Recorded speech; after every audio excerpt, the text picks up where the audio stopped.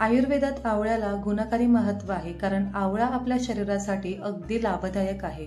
हिवाळ्यामध्ये बाजारात भरपूर प्रमाणामध्ये आवळे मिळतात.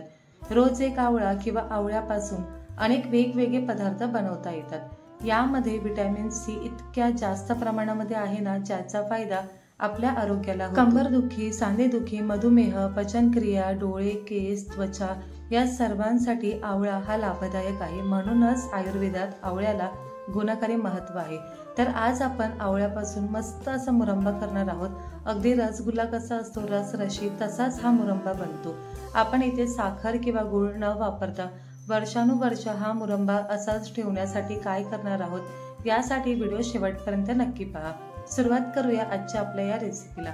नमस्कार, मी वैशाली तुम्हा सर्वांचं आपल्या माऊलीज किचनमध्ये अगदी मनापासून स्वागत करते.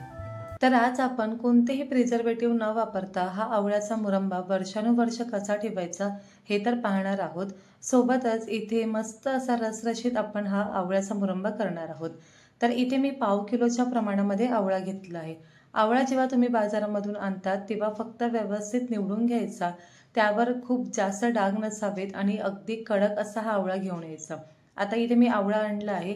2 ते 3 पाण्याने स्वच्छ धुवून घ्यायचा. अगदी तासभर जरी तुम्ही हा पाण्यामध्ये असा ठेवून दिला तरी सुद्धा चालेल. आता हा आवळा आपण व्यवस्थित कोरडा करून घेणार आहोत. यावर अजिबात सुरुवातीला पाणी आपण ठेवायचं नाही. तर इथे सर्व आवळा मी छान असा पुसून घेतला आहे. आता आपण जो काट्याचा चमचा असतो ना, त्यानेच सुरुवातीला याला थोडंसं टोचून घ्यायचं, जेणेकरून आपण हा आवळा वाफवून घेणार आहोत. त्यामुळे तो थोडा मऊसूत तर होतो, पण ह्यामध्ये जो रस असतो ना, तो अगदी आतपर्यंत जातो. त्यामुळे सुरुवातीलाच तुम्हाला ही प्रोसेस करून घ्यायची आहे. तर इथे पाणी मस्त गरम झालं आहे. आता यावर चाळण ठेवायची आणि जो आवळा आहे ना, तो एक एक करून यावर ठेवून द्यायचा. इथे आपण आवळा वाफवून घेणार आहोत, पाण्यामध्ये अजिबात बॉईल करून घेणार नाही.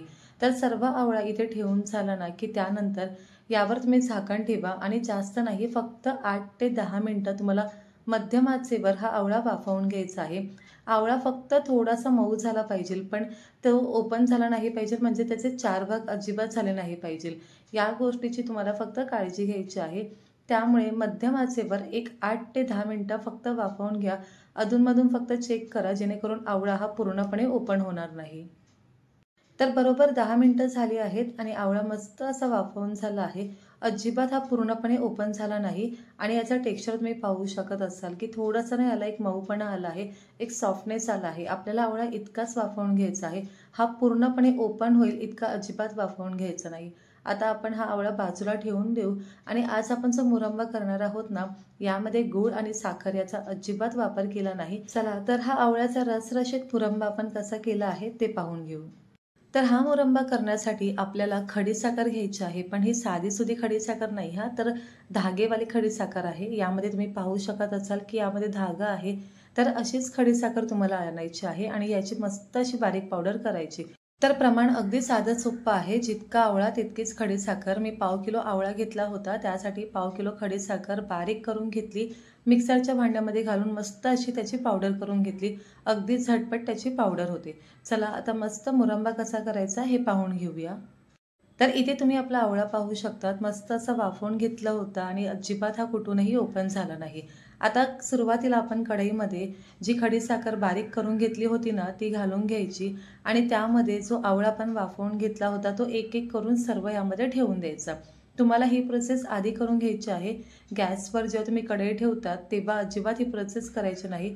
सुरुवातीलाच आपण जेव्हा कढई खाली ठेवतो तेव्हाच आपल्याला जी खडीसाखरची आपण बारीक करून घेतलेली पावडर आहे ती आणि आवळा हे सर्व छान एकत्र असं यामध्ये ठेवून द्यायचं. चला आता हे जे पातेलं आहे किंवा ही जी कढई आहे ही आपण गॅसवर ठेवून देऊ. मी इथे आता गॅस चालू करून घेत आहे. तर इथे खडीसाखरची जी पावडर आहे ती सुरुवातीला कढईला लागू नये, त्यासाठी यामध्ये आपल्याला 3 ते 4 चमचे फक्त पाणी घालायचं आहे. गॅसची जी आच आहे ती तुम्हाला अगदी मंद ठेवायची आहे. तर पाहू शकतात पातेलं अजूनसुद्धा गरम झालं नाही. पाणी घातल्यावर अशा पद्धतीमध्ये फक्त हलवून घ्यायचं, म्हणजे पाणी सर्व बाजूने पसरलं जातं आणि जी आपली पिठी साखर आहे ना, ती मेल्ट व्हायला सुरुवात होते, म्हणजे विरघळायला सुरुवात होते. आता मिनिटभर याला अजिबात हात लावू नका, असंच हे ठेवून द्या. जसजशी ही जी साखर आहे ती मेल्ट होते ना, तसा मस्त असा आपला आवळा यामध्ये छान मिक्स होतो. सुरुवातीला फक्त तुम्हाला अशा पद्धतीने हलवून घ्यायचं आहे आणि 2-3 मिनिटं झाले की त्यानंतर चमच्याने अगदी अलगद तुम्हाला हा आवळा असा यामध्ये वरखाली करून घ्यायचा आहे। पाहू शकतात इथे आपली जी पिठी साखर होती ती अगदी मस्त अशी विरघळायला सुरुवात झाली आहे। तर इथे ही बारीक केलेली आपली जी खडी साखर आहे ना ती पूर्णपणे पहा आता विरघळली आहे। आता आपल्याला हे ना अगदी मधासारखं झालं पाहिजे, म्हणजे ह्याची जी कन्सिस्टन्सी आहे ना ती अगदी मधासारखी झाली पाहिजे। तोपर्यंत आपण आवळा यामध्ये छान असा शिजवून घेणार आहोत। या प्रोसेसला जवळजवळ एक 25 ते 30 मिनिटं लागतात। आपल्याला गॅसची जी आच आहे ती अगदी मंद ठेवायची आहे आणि मंद आचेवर हे असं शिजवून द्यायचं आहे। यावर तुम्ही झाकण ठेवा, फक्त अधूनमधून याला 2 ते 3 वेळा हलवून घ्या, म्हणजे ते एकसारखं छान यामध्ये हा जो रस आहे ना तो आवळ्यामध्ये छान मुरला जातो। तर इथे तुम्ही पाहू शकतात ही जी आपण खडी साखर बारीक करून घेतलेली आहे ना ती खूप जास्त यामध्ये जमली जात नाही किंवा खूप घट्ट सुद्धा होत नाही आणि याचा खूप अगदी असा कडक पाक सुद्धा होत नाही। कारण आपण जेव्हा गुलाबजामुन बनवतो ना तेव्हा जो साखरेचा पाक आहे तो जास्त घट्ट होऊ नये किंवा जमू नये म्हणून त्यामध्ये आपण लिंबाचा रस घालतो, त्यामुळे तो पाक आहे ना तसाच राहतो। पण यामध्ये आपल्याला असं अजिबात कुठे करावं लागत नाही, कारण आवळ्यामध्येच व्हिटॅमिन सी इतकं जास्त प्रमाणामध्ये आहे ना की हा जो पाक आहे ना हा अगदी तसाच राहतो। तुम्ही जितक्याला शिजवून घेणार ना हा अगदी छान मधासारखा होतो, पण हा जराही घट्ट होत नाही। तर इथे आता 10 मिनिटं झाली आहेत आणि तुम्ही पाहू शकतात आपला पाक मस्त असा इथे बनला आहे। अगदी छान याचा रंगसुद्धा थोडासा बदलला आहे आणि आवळा यामध्ये छान आता मुरायला लागला आहे। आता आपण जवळजवळ एक 25 मिनिटं हे असंच ठेवूया, फक्त अधूनमधून याला हलवत राहूया। जोपर्यंत याचा रंग मधासारखा होत नाही तोपर्यंत आपण हा पाक छान शिजवून घेणार आहोत। तर इथे अर्धा तासानंतर आता तुम्ही पाहू शकतात आपला जो मुरंबा आहे हा मस्त असा तयार झाला आहे। जो पाक आहे ना तो अगदी मधासारखा आहे, जसं मध आहे ना अगदी त्याप्रमाणे हा पाक आपला बनला पाहिजे। यापेक्षा जास्त घट्ट ठेवू नका, कारण अजूनही हा गरम आहे। जसजसा थंड होईल ना तसं थोडासा घट्ट होतो, पण खूप जास्त कडक अजिबात होत नाही। तर आपल्याला जसा हा मधासारखा झाला की त्यानंतर गॅस बंद करायचा आहे आणि आता आवळा पाहू शकतात मस्त असा रसरशीत झाला आहे। या पाकामध्ये आवळा छान असा मुरला आहे। या पद्धतीमध्ये आपला पाक झाला की लगेच गॅस बंद करून घ्यायचा। चला आता आपला हा मुरंबा तयार आहे, पण हा चवीला अजून छान लागण्यासाठी यामध्ये काही मसाला घालणार आहे। अर्धा चमचा काळा मीठ, अर्धा चमचा सुंठ पावडर आणि 2 चिमूटभर इथे मी वेलची पावडर घालत आहे। यामुळे आपला जो मुरंबा आहे ना हा चवीला अप्रतिम असा लागतो।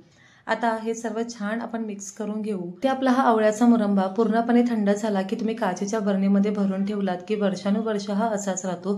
पाक जरी थोडा जास्त झाला तरी सुद्धा काही टेन्शन घ्यायचं नाही, कारण त्यामुळेच आपला जो मुरंबा आहे हा मस्त असा रसरशीत होतो।